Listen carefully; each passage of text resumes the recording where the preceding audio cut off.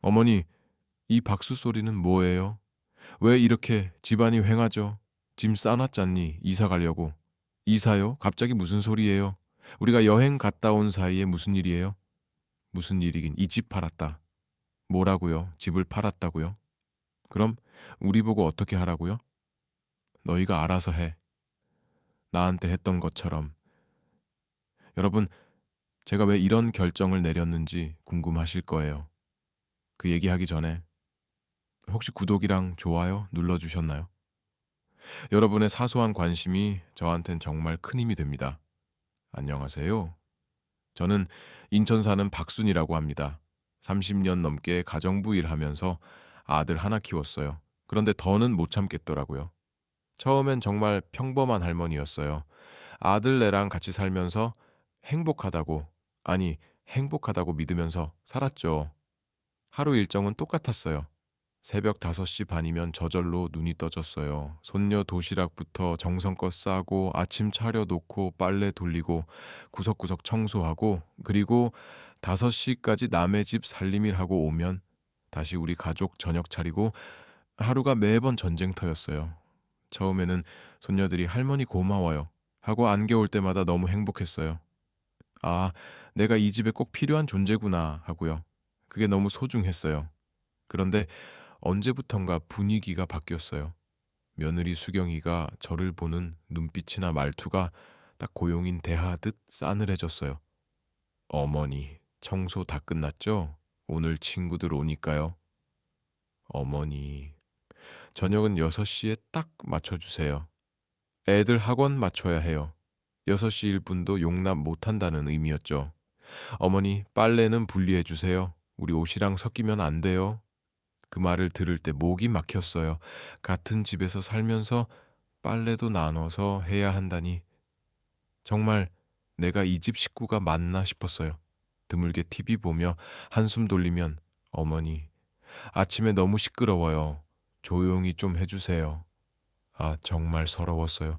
새벽부터 가족 챙기느라 바쁘게 움직이고 겨우 앉아 쉬는데 시끄럽다고 그때 깨달았어요. 아, 난 이 집에서 환영받지 못하는구나. 그냥 가정부 같았어요. 아니, 가정부보다 못했죠. 가정부는 월급이라도 받고 퇴근이라도 있잖아요. 가장 아팠던 건 어느 날 몸살로 39도 열이 올라 누워 있는데 어머니 아픈 건 알겠는데 저녁 준비는 어떻게 하실 거예요? 애들 먹을 건 해야죠. 숨도 가쁘고 열 때문에 정신이 없는데 저를 걱정하는 게 아니라 저녁 차릴 수 있냐고 묻더라고요. 그때 눈물이 나더라고요. 나는 이 집에서 정말 사람이 아닌가? 하고요.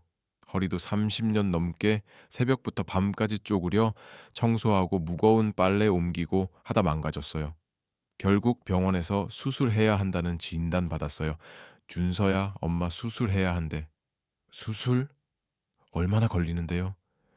일주일 정도래. 그랬더니 아들이 그럼 그동안 집안일은요?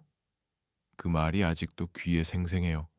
수술 받는다는데 제일 먼저 나오는 게 집안일 걱정이라니. 내 건강이, 내 생명이 우선이 아니더라고요. 수술 당일 혼자 병원 갔어요.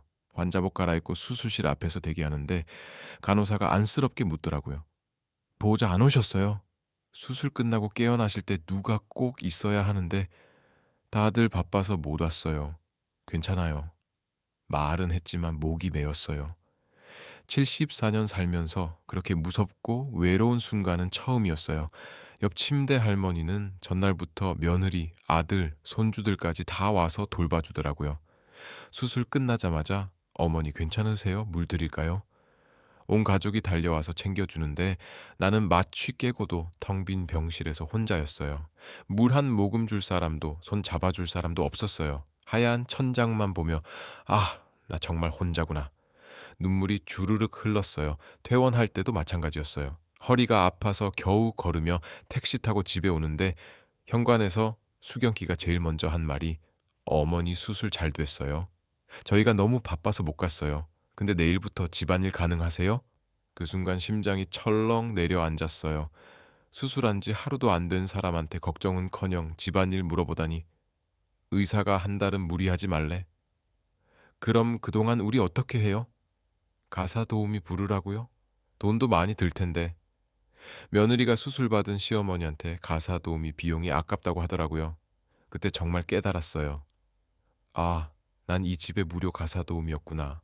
가장 비참했던 건 며느리와 아들이 주고받는 대화를 우연히 들었을 때였어요. 화장실 가려다 거실에서 들었어요. 여보, 어머니 때문에 우리가 너무 불편해. 그 말에 발이 얼어붙었어요. 친구도 못 부르고 외식도 눈치 보여. 그리고 자꾸 간섭하시잖아. 간섭?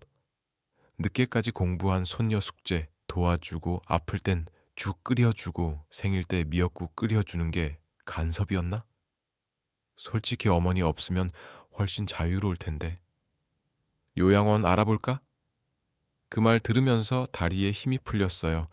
20년을 다 바쳤는데 나는 그저 그들의 자유를 방해하는 짐이었구나. 그리고 바로 그 주에 아들이 환하게 웃으면서 말하더라고요. 엄마, 우리 제주도 여행 가려고. 3박 4일로 마지막 기대를 담아 물어봤어요. 나도 가는 거야?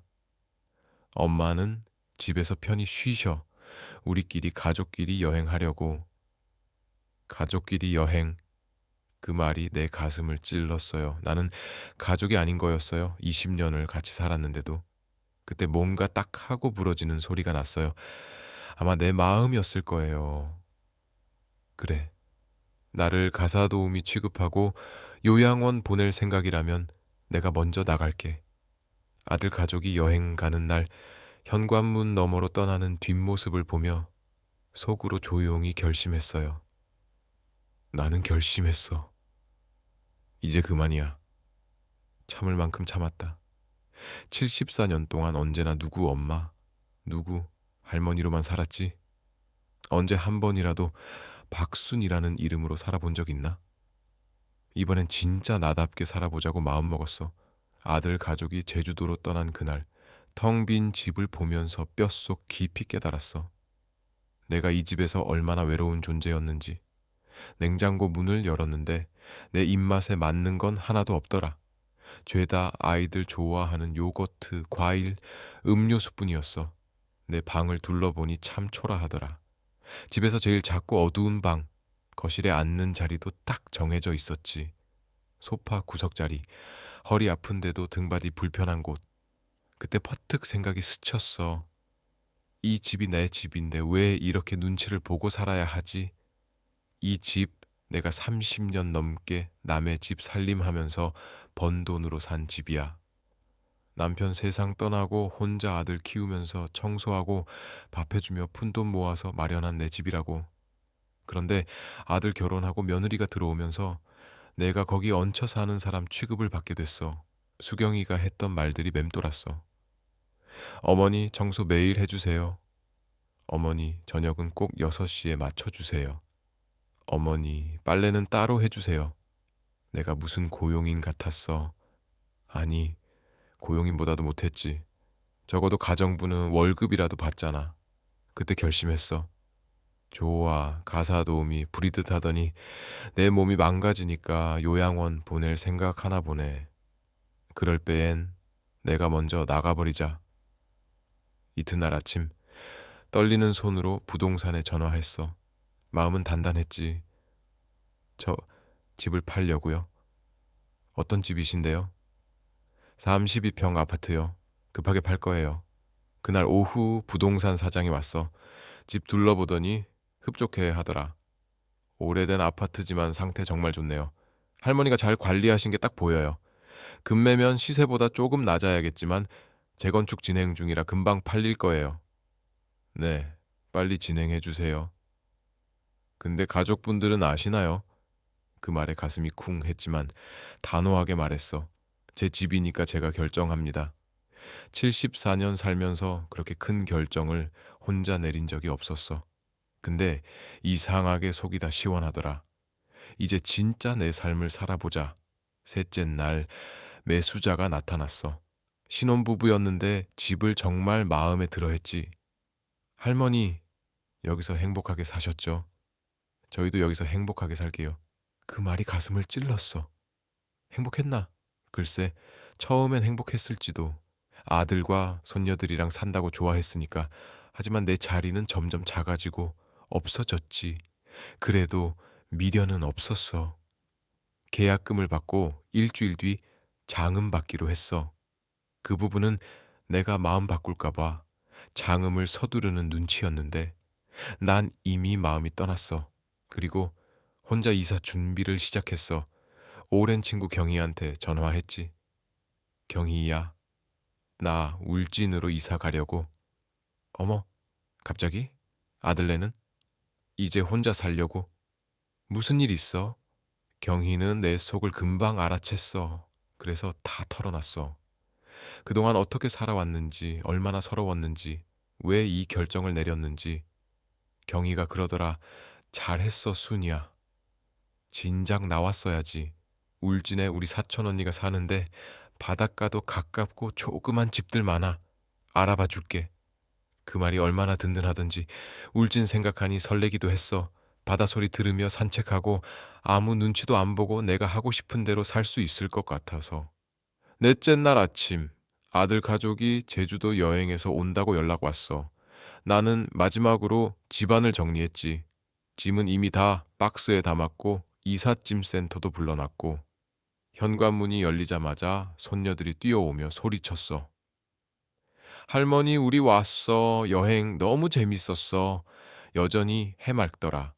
내가 거실에 앉아 조용히 기다리고 있으니 분위기가 이상하단 걸 눈치챘는지 수경이가 가방 끌며 힐끗 보더니 물었어. 어머니, 이 박스들이 뭐예요? 그때였어. 내가 딱 기다리던 순간 이사하려고 쌌어. 이사요? 어디로요? 울진. 내일 아침 이사차 와. 아들 준서랑 수경이 얼굴이 순식간에 창백해졌어. 어머니 무슨 말씀이세요? 우리 여행 간 사이에 갑자기? 갑자기라니. 이 집 팔았어. 뭐라고요? 집을 팔았다고요? 준서는 충격받아 소파에 주저앉더라. 수경이는 다급하게 묻더라. 어머니? 그럼 저희는 어떻게 하라고요? 그 순간 30년 묵은 속마음을 다 쏟아냈어. 너희가 알아서 해. 그동안 나한테 한 것처럼. 엄마, 갑자기 이사를 어떻게 해요? 너희 독립적인 생활 하고 싶다며. 이제 진짜 독립. 넷째 날 아침 아들 가족이 제주도 여행에서 온다고 연락 왔어. 나는 마지막으로 집안을 정리했지. 짐은 이미 다 박스에 담았고 이삿짐 센터도 불러놨고 현관문이 열리자마자 손녀들이 뛰어오며 소리쳤어. 할머니, 우리 왔어.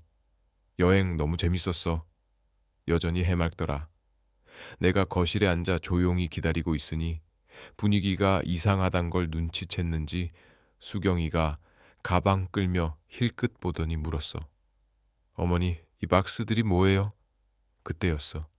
내가 딱 기다리던 순간 이사하려고 쌌어. 이사요? 어디로요? 울진. 내일 아침 이사차 와. 아들 준서랑 수경이 얼굴이 순식간에 창백해졌어. 어머니, 무슨 말씀이세요? 우리 여행 간 사이에 갑자기? 갑자기라니, 이 집 팔았어. 뭐라고요? 집을 팔았다고요? 준서는 충격받아 소파에 주저앉더라. 수경이는 다급하게 묻더라. 어머니, 그럼 저희는 어떻게 하라고요? 그 순간 30년 묵은 속마음을 다 쏟아냈어. 너희가 알아서 해.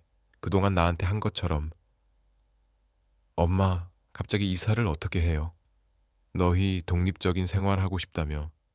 이제 진짜 독립할 기회가 생겼네. 수경이가 화가 나서 소리쳤지. 저희가 언제 나가라고 했어요? 안 했어? 그럼 요양원 얘긴 뭐였어? 청소 매일 하라, 빨래 따로 하라, 저녁 6시에 딱 맞춰 차리라. 다 잊었니? 그제서야 둘 다 입을 다물더라. 내가 계속 이어서 말했어. 이 집 내가 30년 남의 집 살림하면서 번 돈으로 산 거야. 혼자서 준서 키우며 매달 적금 붓고 용돈 아끼고 옷도 안 사 입으면서 마련한 내 집이야. 너희는 그냥 들어와 살기만 했잖아. 전기세, 가스비, 관리비 한 번이라도 냈어? 수경이가 머뭇거리더라. 그건 어머니가 안 받으셨잖아요. 내가 안 받겠다 한 적 있어? 너희가 돈 얘기 싫다 해서 포기한 거지. 결혼 초에 생활비 얘기 꺼냈더니 어머니 그런 얘기 좀 멸을 불쾌해 했잖아. 그래서 나도 입 닫았던 거야. 그리고 매일 새벽부터 밤까지 너희 뒷바라지 하는 게 당연했어? 청소, 빨래, 요리, 아이들 돌보기. 이거 돈으로 치면 얼마나 되는 줄 알아? 준서가 작은 목소리로 중얼거렸어. 엄마, 우리도 감사하게 생각했어. 정말? 그럼 왜 나를 가정부처럼 대했어? 요양원 얘기는 또 뭐였고?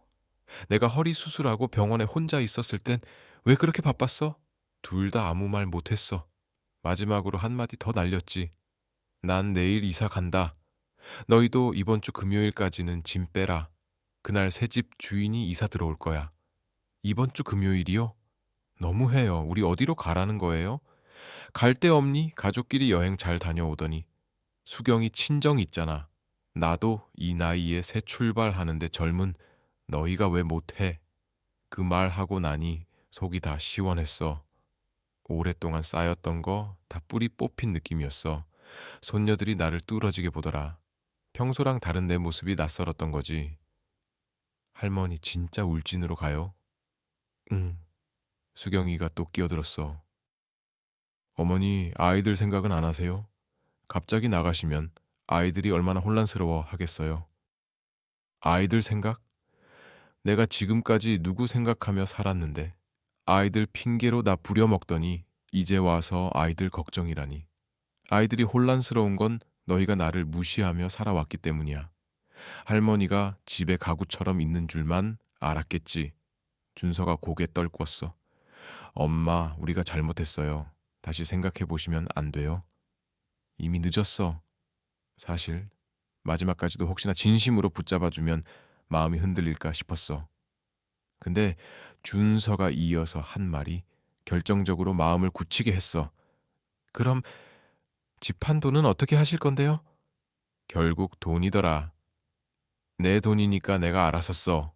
울진 가서 작은 집 사고 남은 돈으로 여생 편하게 살 거야. 수경이가 마지막으로 쏘아 붙였어. 어머니, 정말 너무 이기적이세요. 이기적? 74년 살면서 처음 들어본 말이었어. 평생 남 위해 살았는데. 그래, 맞아. 이제 나도 이기적으로 살아볼 거야. 74년 남 위해 살았으니 남은 시간은 나를 위해 살 거야. 그날 밤 오랜만에 푹 잤어. 속이 다 비워진 것처럼 편안했어. 이사 가는 날 새벽 5시 늘 하던 대로 눈 떴는데 오늘은 달랐어. 이제는 누구도 챙겨줄 필요가 없었거든. 내가 하고 싶은 대로 내 맘대로 시작하는 아침이었어. 커피 한 잔 천천히 마시면서 지난 세월을 돌아봤어. 이렇게 여유 있게 앉아본 게 처음이더라. 늘 새벽부터 남 챙기느라 바빴으니까 이 짧은 시간이 이렇게 소중할 줄 몰랐어. 이삿짐 센터 아저씨들이 7시에 왔어. 짐도 얼마 없어서 금방 끝났어. 오래 살던 집인데 내 짐은 달랑 박스 몇 개와 헌 가구가 전부였어. 놀란 표정으로 말씀하시더라고요. 할머니 짐이 정말 적으시네요. 보통 이 평수에서 30년 넘게 사셨으면 트럭 한 대로도 모자란대요. 그 말에 가슴이 먹먹했어요. 아, 나는 정말 내 거 하나 제대로 안 사고 살았구나. 다 가족들 위해서만 살았지. 아저씨가 이제는 하고 싶은 거 다 하세요. 인생 금방이에요. 하는데 그 말이 깊이 박혔어요. 74년을 살아서야 깨달았어요. 내 인생이 내 거였던 적이 있었나. 아들네 가족은 어색하게 서 있었어요. 어제 그렇게 큰 소리 낸 이후로 집안 공기가 싸했죠. 수경이는 제 눈도 못 마주쳤어요. 엄마, 정말 가시는 거예요? 응, 연락할게. 그게 다였어요. 한평생 모든 걸 다 바쳤는데 이별 인사가 저렇게 짧을 줄이야. 이 집에서 제가 얼마나 투명한 사람이었는지 새삼 깨달았어요. 손녀들은 울먹이며 안겼어요. 할머니 보고 싶을 거예요. 그 말에 눈물이 났어요. 아이들이 그리운 건 할머니가 아니라 할머니가 해주던 것들이겠죠. 도시락 싸주고 죽 끓여주고 숙제 도와주던 거. 할머니도 보고 싶을 거야. 하지만 할머니는 이제 행복하게 살 거야. 너희도 행복해야 해. 아이들한테만은 정말 미안했어요. 그래도 이번엔 나를 먼저 생각해야 했어요. 마지막으로 아리를 안고 차에 올랐어요. 경희가 같이 가주겠다고 해서 고마웠어요. 74년 살면서 진짜 내 편이 되어준 건 이 친구랑 아리뿐이었어요. 순이야, 괜찮아? 응, 괜찮아. 아니, 처음으로 진짜 자유로워. 차가 출발하면서 창문 너머로 집이 멀어지는데 이상하게 미련이 없었어요. 오히려 이제야 감옥을 벗어난 느낌이었어요. 고속도로를 달리며 밖을 보는데 산도 하늘도 너무 파랗고 넓더라고요. 경희야, 세상 진짜 넓다. 순이 너 너무 좁은 데 갇혀 살았어. 정말 그래요. 허전했지만 가슴이 탁 트였어요.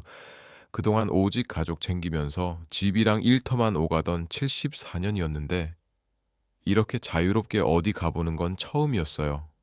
신혼여행도 시댁 눈치 보느라 제대로 못 갔고 아들 키운다고 여행 한번 못 갔고 친구들이 가자 해도 집 지켜야 하잖아 하고 거절했었죠. 내가 이렇게 자유로울 수 있구나. 3시간 달려 울진에 도착했어요. 차에서 내리자마자 바닷내음이 확 스쳤어요. 20년 만에 맡아보는 냄새였어요. 새 집은 사진보다 훨씬 예뻤어요. 작고 아담했지만 내가 주인인 공간이었어요. 창문을 열자 파도가 한눈에 들어왔어요. 와, 이게 내 집이야. 아리도 신이 나서 방 안을 뛰어다녔어요. 그 아이도 그동안 눈치 보고 살았던 걸까요? 경희가 냉장고 채워주려고 이것저것 사왔더라고요. 수냐, 당분간은 이걸로 먹어. 정말 고마워. 너 아니었으면 어쩔 뻔했어. 야, 50년 친구가 이런 거 해주면서 생색내면 안 되지. 50년이라니. 긴 세월 동안 제 편이 되어준 유일한 사람이었어요. 첫날 밤 새 집에서 혼자 잠을 청했어요. 낯선 소리가 들렸는데 자장가 같았어요. 예전에는 밤마다 며느리의 짜증, 아들의 한숨, 아이들 투정이 배경음이었는데 이젠 파도 소리였어요.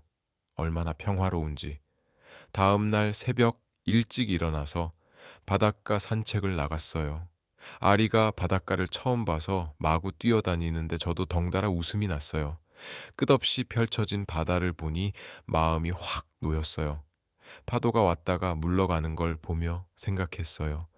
그래, 나도 이렇게 살아야지. 새로운 파도로. 산책하다가 옆집 할머니를 만났어요. 어머, 새로 오셨나 봐요? 네, 어제 이사 왔어요. 여기 살기 좋아요. 공기도 맑고 사람들도 좋아요.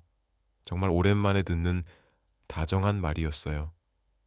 예전엔 이웃들도 그저 누구네 할머니라고만 불렀는데 혼자 사세요? 네, 강아지랑 같이요. 우리도 다 혼자 살아요. 근데 외롭지 않으세요? 전혀요. 오히려 좋아요. 자유롭고. 멋지시네요. 저도 그렇게 살고 싶어요. 처음 만났는데도 공감해주고 응원해주더라고요. 참 따뜻했어요. 집에 돌아와서 처음으로 내 입맛대로 밥을 해 먹었어요. 계란 프라이, 김치볶음밥, 미역국. 아주 간단하지만 내가 좋아하는 것들이었어요. 혼자 먹는데도 그렇게 맛있을 줄 몰랐어요. 전에는 늘 맵다, 짜다, 싫다 소리 들으며 남 입맛에 맞춰 요리했는데 내 입맛에 맞춰서 하니까 이렇게 행복하더라고요. 오후엔 근처 시장에 나갔어요. 재래시장이 정겹더라고요. 생선가게 아주머니가 반갑게 맞아주셨어요.